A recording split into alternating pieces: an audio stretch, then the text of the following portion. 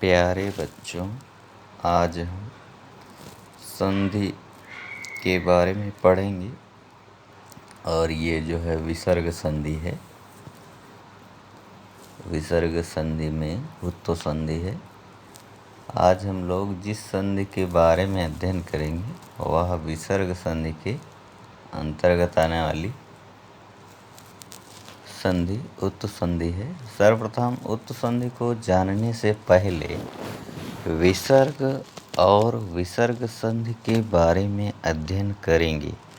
सबसे पहले हम ये जानेंगे विसर्ग क्या है। विसर्ग का ये चिन्ह है, दो बिंदी हैं। विसर्ग किसी वर्ण के आगे दो बिंदुओं द्वारा प्रदर्शित किया जाता है। जैसे रामः शब्द में माँ के आगे दो बिंदु आया हुआ है, इसे ही हम विसर्ग कहते हैं। ये आपको क्लियर हो गया। उसके बाद विसर्ग संधि किसे कहते हैं। विसर्ग के पश्चात, विसर्ग के बाद स्वर या व्यंजन के आने पर विसर्ग के स्थान पर जो परिवर्तन होता है उसे हम विसर्ग संधि कहते हैं।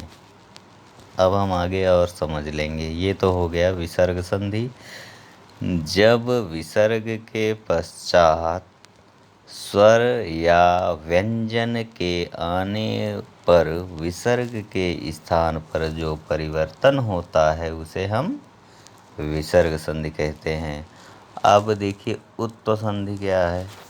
उत्तो संधि का प्रमुख सूत्र है हसिच, अर्थात यदि विसर्ग के पहले आह हो तथा बाद में वर्ण का तीसरा, चौथा एवं पांचवा वर्ण अथवा य, र, ल, व, ह हो तो विसर्ग के स्थान पर नियम पूर्वक उ तथा इसके बाद आ उ का गुण होकर ओ हो जाता है।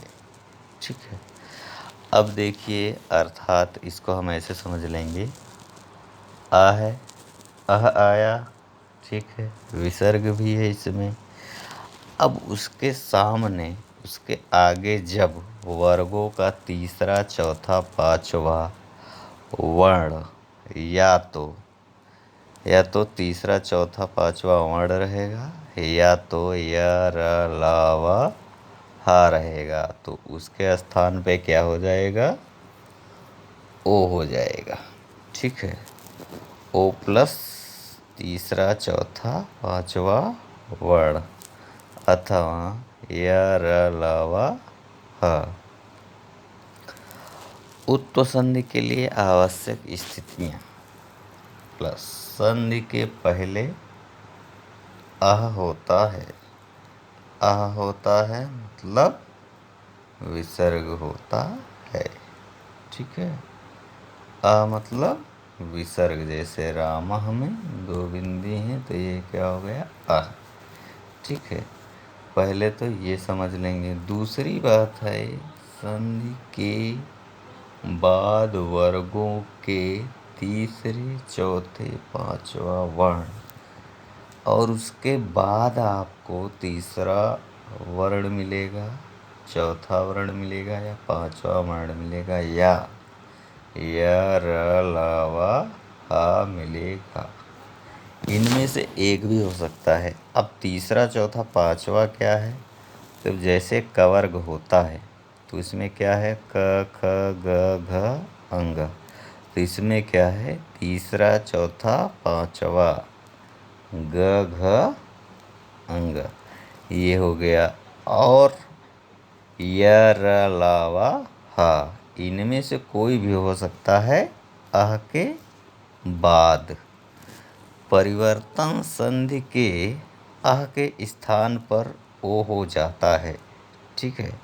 मतलब जो परिवर्तन होना रहेगा वो आह के स्थान पर होगा। मतलब जो आपका विसर्ग रहेगा वो विसर्ग परिवर्तित होके उसके स्थान पर क्या होगा, ओ हो जाता है। और किसके सामने रहने पर, तीसरे चौथे पांचवें वर्ण या र लावा हा के रहने पर। लेकिन आपको ये भी समझना है कि संधि के बाद वाले वर्ण में कोई परिवर्तन नहीं होता।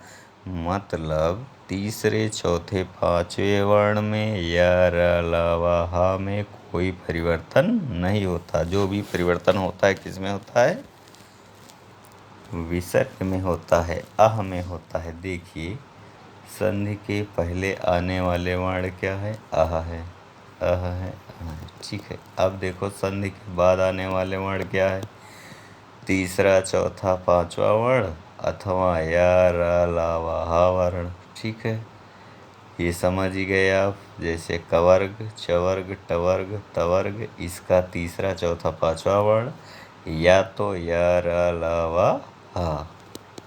अब देखिए परिवर्तन क्या हो जाएगा, उसके स्थान पे जो आह है उसके स्थान पे क्या हो जाएगा, ओ हो जाएगा। ठीक है, वो ओ हो गया। अब जो है जो तीसरा चौथा पांचवा वर्ण है या रा लावा हा है, इसमें कोई परिवर्तन नहीं होगा, यथा स्थिति बनी रहेगी। अब उदाहरण से हम समझ लेते हैं। जैसे तपः प्लस वनम है। ठीक है, तपः प्लस वनम है तो जो पह है, तपह कह रहे हैं तो आह का उच्चारण हो रहा है ना। और इसके बाद क्या है, वनम, वन क्या है आपने इसमें देखा था, या रा लावा। ठीक है, उसके सामने यदि या रा लावा हो या तो तीसरा चौथा पांचवा वर्ण हो तो उसके स्थान पे क्या हो जाता है, जो विसर्ग है उसके स्थान पे ओ हो जाता है। तो इसलिए तपह है, तपह का तपो हो गया, वनम हो गया तपोवनम। अब इसमें देखिए दूसरे वाले में आह है, आह का क्या हो गया, ओ हो गया, कोई परिवर्तन नहीं, यथा स्थिति। किसमें, या रा लावा में या तो तीसरे चौथे पांचवें वर्ण में। तो यहाँ क्या है, बालह, मतलब आह है इसमें भी। उसके बाद क्या है, वर्ग का तीसरा अक्षर ग है और परिवर्तन क्या होना है, परिवर्तन आह में होना है। आह का क्या होता है, ओ होता है, इसलिए बालो गच्छति। ठीक है, बहुत सरल है, आपको थोड़ा ध्यान देना है बस। और देखिए ये वाला भी देख लो, इसमें आह का क्या हुआ, ओ हुआ। और जो सामने है ये रा है, आह के सामने क्या है, रा है। रा में परिवर्तन नहीं होना है, परिवर्तन किस में होना है, आह में होना है। क्या परिवर्तन होना है, ओ होना है। इसलिए मनः प्लस रथः का क्या होगा, मनोरथः। आह का ओ हो गया इसलिए मनोरथः हो गया। आइए अभ्यास प्रश्न हम देख लेते हैं। उत्तो संधि का सूत्र क्या है, तो उत्तो संधि का सूत्र क्या है, हसी च। यहाँ पर आपको लिखा गया है उत्तो संधि का सूत्र क्या है, हसी च, हसी च। समझ लीजिए, ये बहुत आसान है, आपको थोड़ा सा ध्यान देना है बस। ठीक है, वर्गों के तीसरे चौथे और पांचवें वर्ण से आप क्या समझते हैं, इसको मैंने आपको बता दिया था। जैसे कवर्ग है तो का तीसरा चौथा पांचवा वर्ण, ग घ अंग, ये उदाहरण दे दिया, आप समझ गए। निम्नलिखित में संधि करते हुए रिक्त स्थानों की पूर्ति कीजिए। तो छात्रः हसति है तो ये क्या है, या रा लावा हा है, इसमें क्या है, हसति में, इसमें परिवर्तन नहीं होना है। छात्रा में अह है, अह में क्या होता है, अह के स्थान पे ओ हो जाता है। त्रोह, इसका क्या हो जाएगा, छात्रो हसति, छात्रो हसति। शिवः प्लस वंद्यः है तो वह का क्या होगा, अह का क्या होगा, ओ होगा। वंद्यः में कोई परिवर्तन नहीं इसलिए शिवो वंद्यः। रामः गच्छति है, क्या हो जाएगा? रामो गच्छति। अह का ओ हो रहा है, गच्छति में परिवर्तन नहीं हो रहा है। रामो गच्छति। मनः रथः, इसका क्या हो जाएगा? अह का ओ होगा, रथः में कोई परिवर्तन नहीं, इसलिए मनोरथः। तमः प्लस गुणः, क्या होगा? तमो गुणः।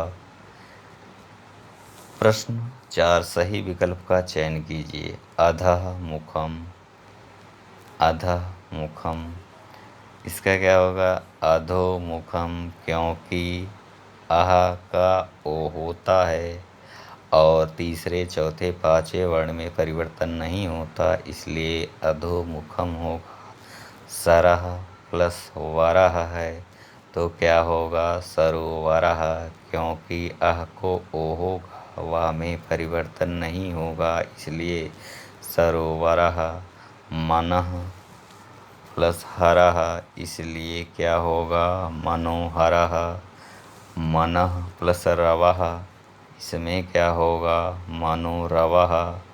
मनरवः नहीं होगा, क्यों नहीं होगा? क्योंकि परिवर्तन होता है, किस में होता है? अह में होता है। अह को क्या होता है? अह को ओ होता है, इसलिए मनोरवः।